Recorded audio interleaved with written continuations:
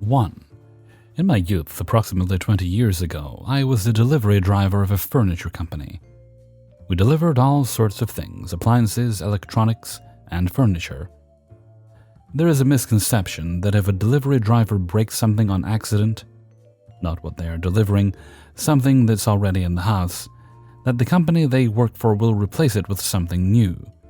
Therefore, people will tend to call and make up false reports, or attempt to sabotage said drivers, so that they catch the blame for something that is entirely not their doing. So let's step into the Wayback Machine and look in on someone trying to get something for nothing. My partner and I arrived at the location for a bedroom delivery. We knocked on the customer's door and made introductions. After making introductions, we asked the crazy lady to show us which bedroom the furniture was going in, and asked her if she had any preference as to the layout. At first, everything seemed to be going smooth. She wasn't worried about how we set up the furniture as long as everything fit, which was good, because in general, with apartment complexes, there is only one really good way to put the furniture in. And my work buddy and I had been delivering long enough that we could generally pick the best spot for each piece of furniture at a glance. We told her that we were going to be unboxing her furniture in the truck, and that we would bring it in shortly. The first thing to note about this apartment is that there was not any other furniture. This isn't unusual. A lot of people start off slowly. But in the living room, she did have one folding chair and 3 standard milk crates, stacked vertically with a 19-inch box TV sitting on top of them. For those who don't know why this is a horrible idea, 20 years ago 19-inch televisions were bulky, and although not particularly heavy, would be extremely top-heavy sitting on top of 3 hollow milk crates.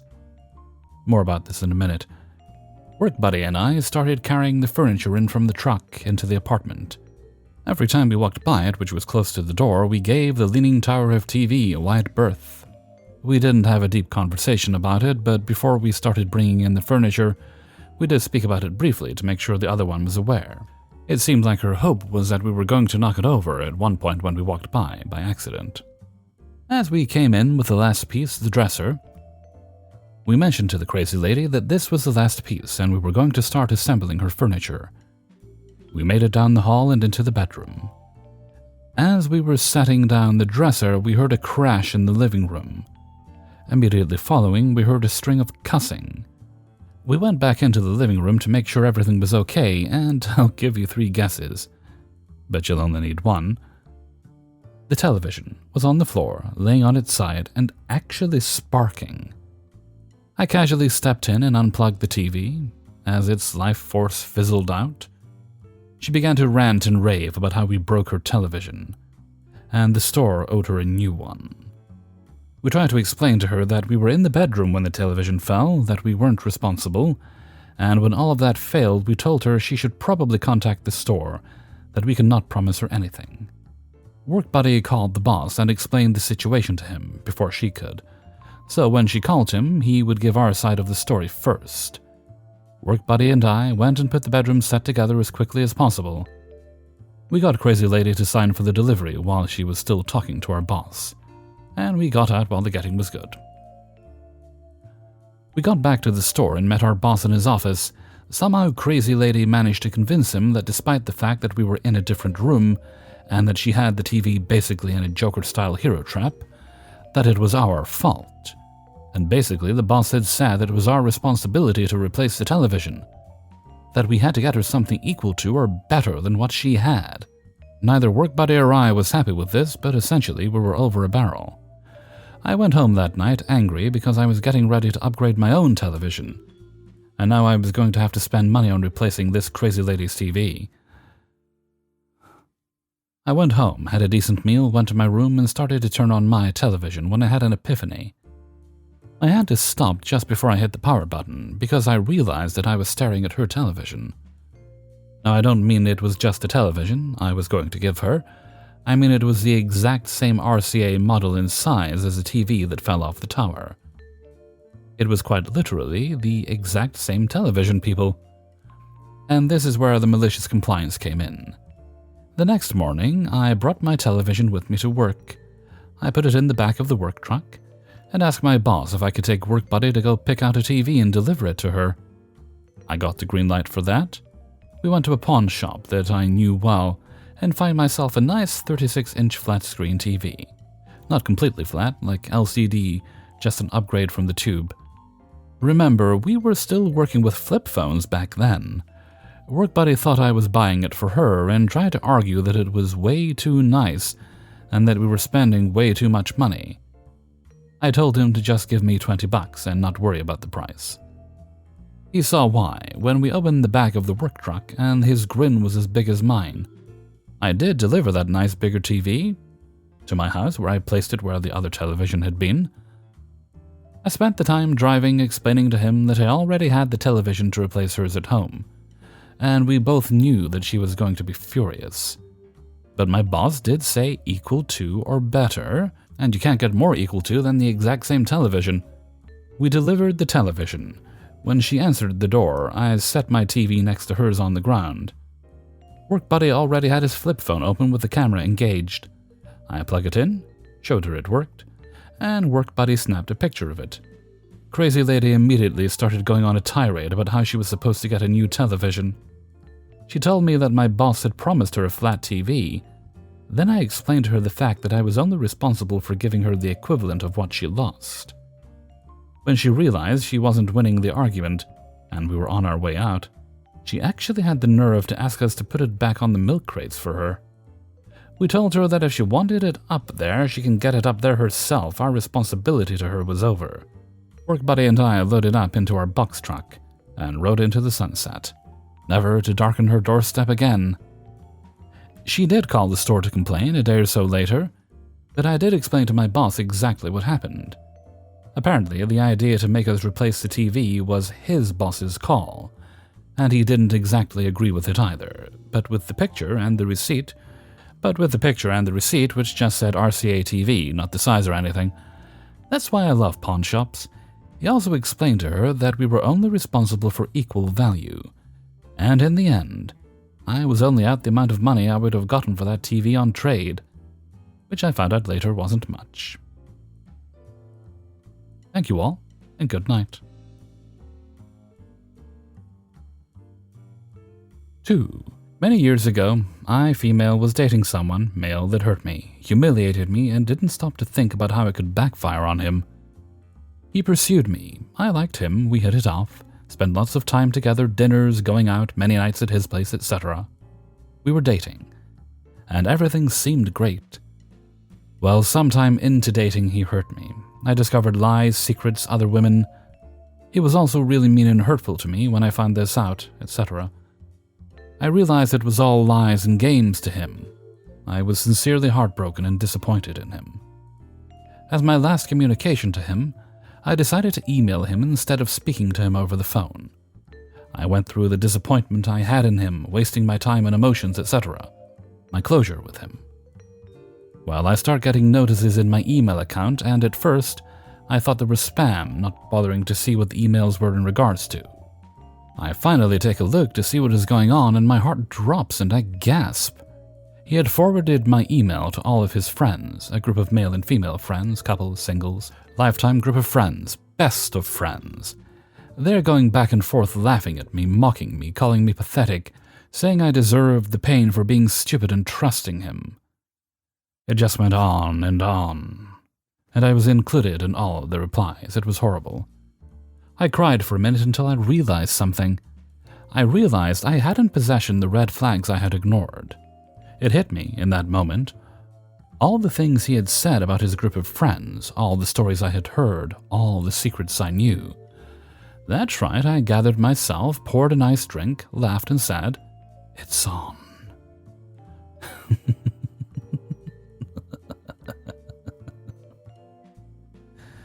I replied to the group email saying, "I'm glad you guys have found my hurt entertaining. My personal life not respected. Your friend's behavior acceptable. My expressing myself to him in how things ended is not shameful. What he did with my email and me is shameful. But since you guys enjoy this type of entertainment, I figured why not join in the fun." I went through the whole list of friends. so-and-so. You are not included in any activities and invites because they think your wife emasculated you, and she has cut your balls off and no one respects you anymore. Also to his wife, no one likes you. They think you're stuck up and laugh at you because that rock you flaunt is glass, not a real diamond or any other real stone. For the one that says I deserve to be treated this way and hurt, aren't you the one that just had her violent, abusive boyfriend destroy your whole apartment for what time in a row already? Didn't you go crying to your friends about it? I guess you must have deserved it as well, huh? Just so you know, everyone thinks you're an idiot too for being with the guy that treated you that way. Welcome to the club. I went through the list and revealed everything, every secret, everything they thought and said about each other, etc. Everything they didn't know and didn't want others to know. I ended it with, "Wow, this was fun. I'm glad we did this. I feel so much better now. And if anyone is hurt, upset, feels violated, humiliated, angry, don't bother emailing me. Talk to your little friend that thought this was a great idea. And also remember, you guys thought it was a great idea and fun as well." The silence after that was the sweetest sound ever. Months after that, he messaged me, tried apologizing, told me all his friends dropped him, he had nowhere to stay, and asked if he could sleep on my couch. Nope! He tried reaching out a few times through the years, trying to make amends, explaining that he lost everyone after that. That group of lifelong friends was done. He had his own place, working, etc., but he was alone. The whole group disintegrated instantly from what he said. It was chaos, relationships ended, no one remained friends after that. The only thing they were in agreement with was that they hated him. When this happened, I didn't even stop to think of what the outcome would be. The only thing in my mind was giving them a taste of feeling humiliated, violated, and mocked. My revenge intention was simply to make them feel some of what I felt. And laughing all the way. 3. Until February, a few months ago, I used to work at this really old school gas station. What I mean by old school is that every task and chore in this station had to be done manually, and these 3 were essentially the most important ones. 1, put gasoline in people's cars. This had to be done by me because the only way to start the pumps was to activate them with a magnetic chip. Also, as I said, nothing was automatic. So if someone wanted to put, let's say, $40 worth of gas, I had to check the pump constantly as it filled the car to make sure it didn't go over the desired amount. For reference, modern gas stations where I live let you pick the amount you want on the pumps, then automatically stop when it has been reached. Unrelated malicious compliance, some people would insist on putting the quantity of gas they wanted themselves, and I always told them sure, whatever, but make sure to stop at the right amount, otherwise you'll have to pay for what you put in your car, even if it's more than you wanted. Spoiler alert, they almost never stopped on time, and would always get upset at me for not stopping it before. My answer would be, A, you can either pay and we're all happy because I told you to check what you were doing, or B, you leave without paying, but in exchange I can call the police on you for gas theft. Let's say that 95% of the time they chose option A. 2. Changing gas prices. As I said previously, the pumps were quite old, probably dating from the 1980s, and that meant changing the digits for the price on the pumps one at a time. If the price was 131.9 and I needed it to be at 129.7, I'd have to put it to 131.7 first, then 139.7, and finally to 129.7. One pump at a time. I had to do this for 6 pumps. So overall, you could say that these pumps were quite crappy to work with. That was the first part of this task. The second one was changing it on the sign. To do so, I'd have to take this little machine, plug it in the sign, then repeat the same steps I did on the pumps. Note that this was all done outside, which can be a pain in the A when it's minus 40 degrees centigrade. Yay, Canadian weather. 3. Calculating how much gas was sold between the price changes. As you've probably guessed it by now, this was done manually too. To make this short, this was also super annoying to do, because I had to calculate the amount of liters and dollars sold with a calculator. Also had to make sure the cash register balanced while serving a ton of customers. This was done at least 2 times a night, and sometimes it could be as much as 4. So we had to make sure the register balanced from the previous price changes every time, or we could not keep track of how much gas was sold. Now the story. It happened around 3 years ago on a really busy night while I was in the middle of rush hour. One of my supervisors called me to tell me to change the price from $1.30 L to $1.259 L. Okay, cool, this isn't a problem. I always do this kind of stuff during rush hour, so in between customers, I change the price on each pumps. But first, the machine for the sign is still inside the station. I don't have time to just go yet and leave the sign at $1.309 a liter. Note that the pumps are now at $1.259 a liter, so customers are actually paying less than what the sign says. This is one of the few tips our manager gives us and encouraged us to do so. If the price was going down, we would always change the pump's price first, then the sign, and if the price was going up, we'd do the opposite. This way it'd look as if we were undercharging the customers because the sign was always at a higher price than the pumps. The reason we did this was to avoid rush hour becoming even worse than it already was. If the customers saw the price on the sign go down, they would rush to the station even more, and that'd leave me no time to balance the register, which had to be done right away anytime there was a price change. I know this may not be the best practice, but it helped us a lot because we always worked alone. Although we shouldn't have been. My manager's boss was a cheapskate and wouldn't let him hire more employees. So now that the price has been changed, I keep doing my thing and try to balance the register as fast as I can, so I can put the right price on the sign.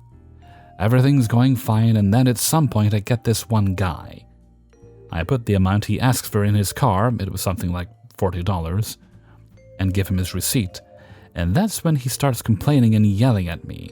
He says the price on the receipt is $1.259, so actual price doesn't match the sign. So I proceed to explain to him that I changed the price on the pumps first, and if he looks at them, he'll see the price on the receipt matches them. All should be good now, right? Nope.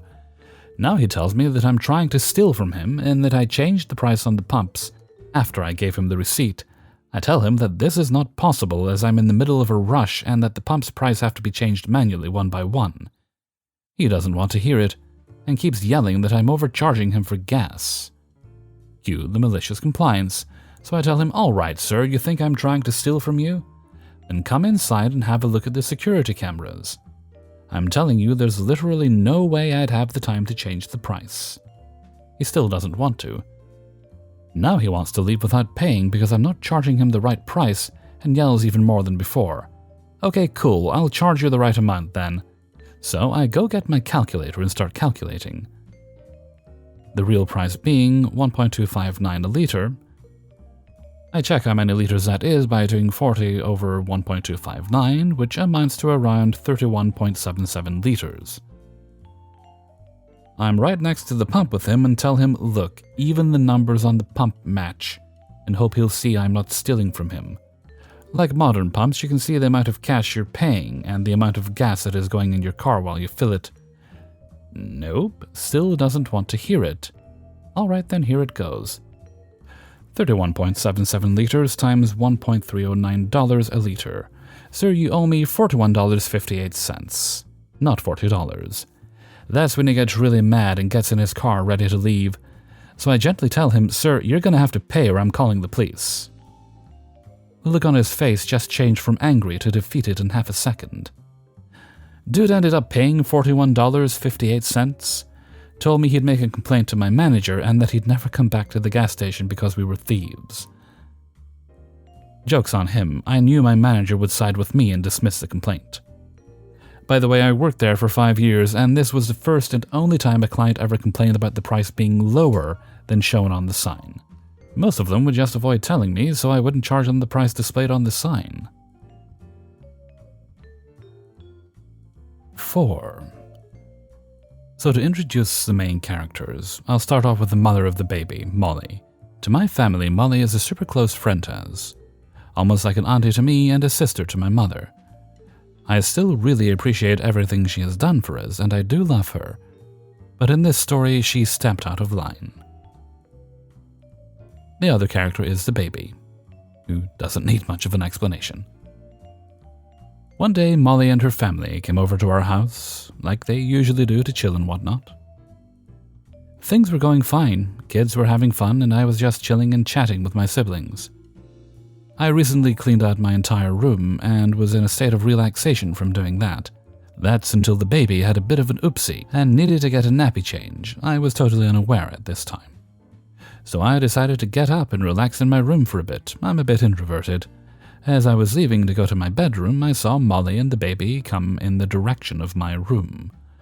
I didn't think anything of it since the toilet and other rooms were near that direction. So I just smiled and walked past them, eager to get to my room. As I went into my room, I immediately closed the door and flew in my bed face first into the warm, clean blanket. I didn't notice it first, but as I turned around to go on my phone, I caught a whiff of literal shit. It was musty and fresh. Ugh. I knew immediately what had happened. A bit pissed by the blatant disrespect, like out of all the beds she chose mine. But still understanding, I went over to Molly and asked her in private if she changed the baby on my bed, which she replied to yes. I told her to please not do that again. I can smell it on my bed after I just cleaned everything. She was apologetic, and everything was fine after that. I was still a bit salty, though. Anyway, a week or so goes by, and we were still visiting each other's houses, and one day Molly's family comes to visit ours again. Like last time, things were fun and chill, but then the baby pooped again and needed to be changed. I went outside and again was oblivious to everything. Exactly like last time, Molly decides to change the baby in my room. And exactly like last time, my introverted ass decided to go back into my room to recharge a bit and jumped face first into my bed. A big mistake. This time I was furious. Having baby poop in your bed is a smell that is hard to forget. I talked to Molly and brought up that last time she said she wouldn't change the baby in my bed again.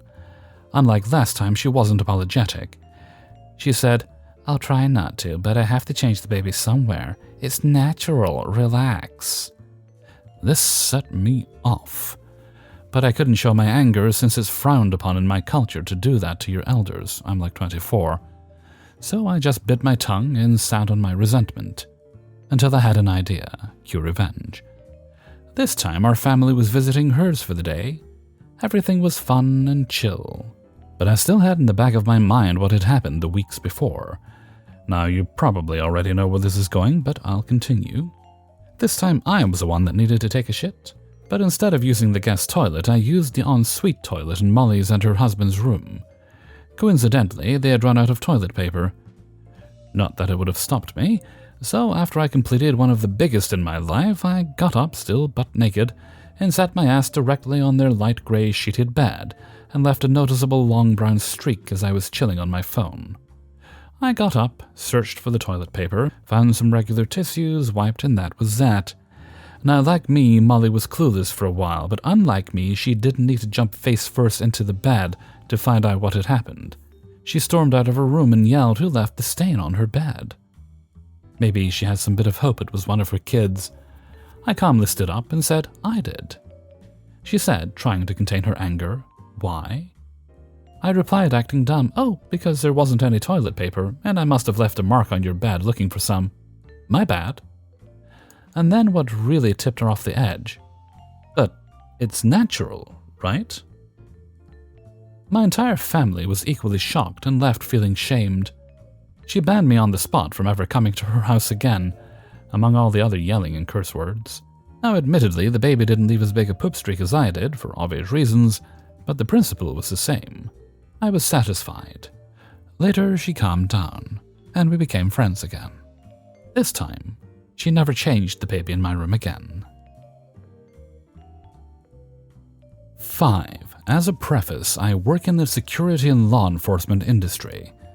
This story takes place in an old county jail during the height of COVID. At the time, I, female, was a correctional officer running my own unit in a majority male-populated and employed facility. It took a few months, but I had finally earned the respect and trust of most of the inmates. It was drilled into my head from day one to always be firm, fair, and consistent. And I was. That is how I succeeded in running a unit efficiently. Though it wasn't without issues, namely inmates jamming their doors with toilet paper and other miscellaneous items. Now, this wasn't your typical or even stereotypical jail. It was old and had huge steel doors. Think big doors with small glass windows, not actual bars.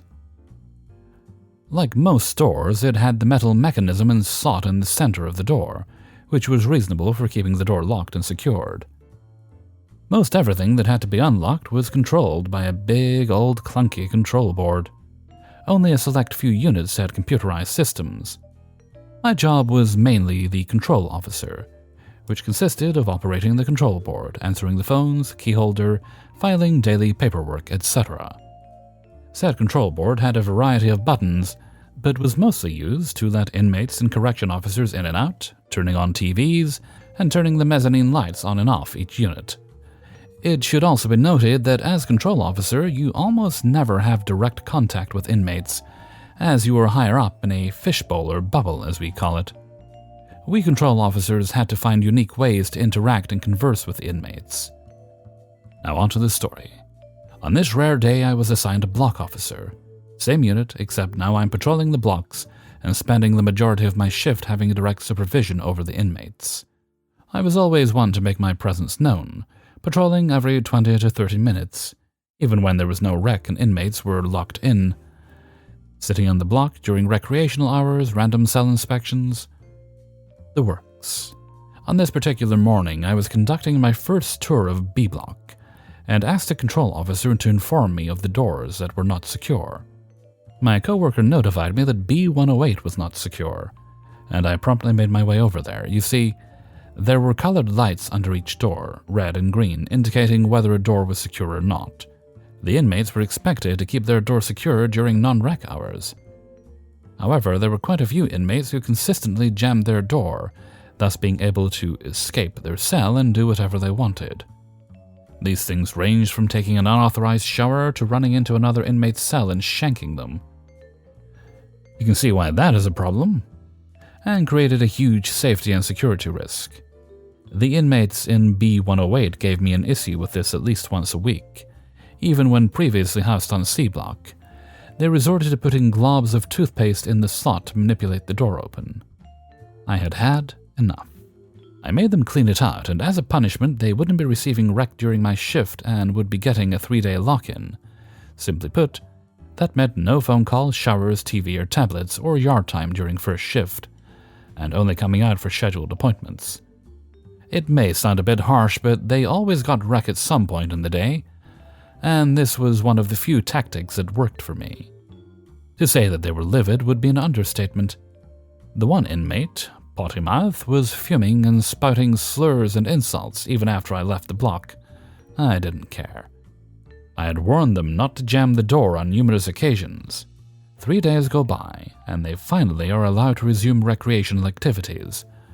I'm assigned the block again and delivering hall passes, used for inmates to get around the jail, for upcoming video calls. At this time, in-person visits were not allowed due to COVID, and inmates were doing video calls in the visitation room instead. It so happened that one of the inmates, Potty Mouth, in B108, had a video visit scheduled that day. All visits are made with the knowledge and consent of the inmate days prior.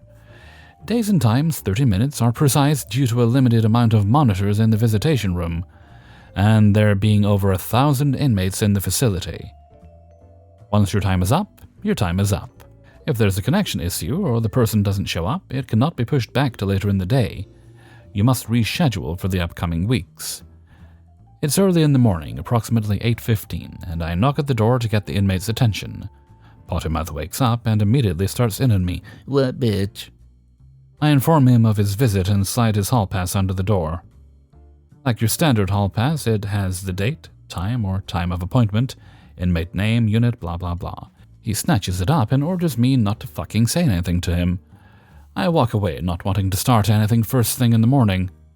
Visits started promptly at noon that day, and the inmates began preparing themselves to see their loved ones, taking showers, getting dressed, and so on. It's not my job, but I always went out of my way to remind inmates that their appointment was soon, and would let them leave 15 or 20 minutes early so they could walk across the jail and make it there on time. You wouldn't believe how many would play poker or watch TV, and would actually get mad at me for interrupting them to remind them they had an appointment.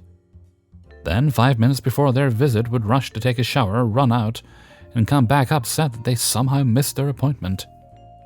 I was in the bubble, covering for the control officer while they took their lunch, when I noticed Pottymouth sitting on the table undressed, sweats and t-shirt, talking to another group of inmates with his back turned to me.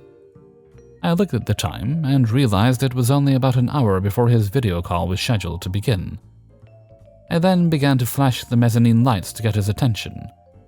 It took at least 2 or 3 times of me doing this before the other inmates told him to turn around. He looks over his shoulder, assumes I want him off the table, policy violation, and flags me off before turning his back towards his friends. Cue malicious compliance. You want me to not say anything to you? You want me to ignore you while I'm trying to help you, even after getting cussed out? Fine. I sat and watched as every single inmate on B block got showered and dressed. They were ready to go at least 30 minutes before their visit. All lined up near the door, anxiously waiting for me to let them out. Everybody but Pottymouth, and he let time get away from him. No, he hadn't taken a nap. He was sitting 10 feet away from everyone who was waiting, running his mouth. 20 minutes before the visits start, and I begin letting the inmates into the hallway. I stop one of the nicer inmates and ask, "Why isn't Pottymouth with you guys?" He's confused. I say, "Yeah, I gave him his pass this morning and tried to flash the lights at him." He turns back in to remind Pottymouth of his impending video call. He shoots daggers at me and frantically runs into his cell to get dressed. I smile to myself. Unsurprisingly, he missed his visit. He came back screaming at me for making him late for his video call. I didn't care. I just laughed and said it wasn't my job. The best part is there was a clock hanging directly above his head, so there was no excuse. Hey everybody, Hellfreezer here, and thank you very much for listening to Revenge is Ice Cream, episode 168. And thank you very much to everybody who allowed me to use their stories in this video. Before you go, please hit the like button and send the video to a friend or family member. Thank you very much in advance. Alright, let's see. Let's move right along to Hellfreezer's question of the day. And today's question is... Right, not sure if I did this one, but I think I did cheese recently, didn't I? So what is your favorite type of bread? We have many different types of bread all over the world. I've tried many of them. There's probably many more I haven't tried, but I'm always willing to try something new. My favorite, however, is something called tiger bread, which is basically it's a type of loaf called a bloomer. They coat it in yummy stuff before they bake it, and it sort of cracks a little bit. It has this kind of cracked effect on it, and it's just delicious. I like to buy it unsliced because I usually cut it into quarters, like the loaf, and it's kind of like a blob of bread, really. Cut it into quarters, and I'll fill it with stuff that way. Because they do sell it sliced as like individual slices, like a regular loaf, and that's just no good. But let me know what you think. Let me know what your favorite types of yummy bread are, and maybe I'll see if I can track some of them down in the future, and then eat them. So let me know what your favorite types are in a comment below. Okay, and with that, I'm gonna head off for now. So until next time, thank you very much for listening, and take very good care of yourselves.